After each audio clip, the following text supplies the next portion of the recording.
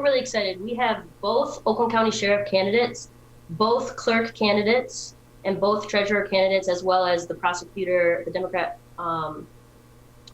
candidate for prosecutor, Karen McDonald, and Jim Nash, Water Resources Commissioner. So we're really excited about that conversation. Mikal and another moderator, Tamika, led a wonderful conversation a couple months ago before the primary. And I think that really kind of laid out what voting with an anti-racist lens can look like and should look like, and also started a conversation with candidates and with future government officials about what we expect of them in regards to pushing for racial justice. So I think this next event will do the same thing with those 8 different candidates. Hopefully it's not, hopefully it's just the beginning of the conversation with our future government officials, as well as empowering voters to deeply consider these things as they go to the polls this November.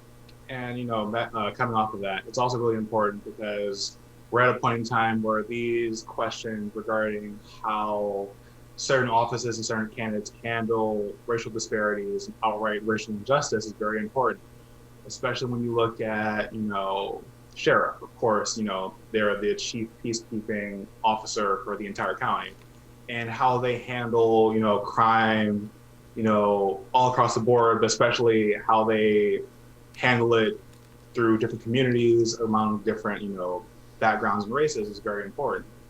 Along with, of course, prosecutor who enforces the laws in the county. So, having these conversations with these candidates early on, before they're even in office, gives voters a chance to see what these candidates stand for before they mark their name on the ballot. Mm-hmm. And also gives them a chance that, after they're in office, well, did this candidate live up to what they said in this town hall that I watched? It also allows voters to have accountability mm-hmm. for their elected officials. If you see that someone didn't follow what they said the first time, you can easily be like, hey, next time I'm not going to vote for them because they backed off on my word. And I think this town hall is very important for making sure that the conversations are being had mm-hmm. and that there's also like a track record or like, kind of a manuscript of like, okay, this is what they said, this is what they didn't do. How do we remedy that? I really like the way that Tamika described the accountability process in our last town hall as well, where she just said, like, we gave you this job and now we are reviewing your job. Like, we're giving you a job review at this point. Yeah. And I really thought that was really powerful to think about our leaders as people that we put there, and therefore we have, the responsibility almost to check and make sure that they're doing the job that we voted them in for.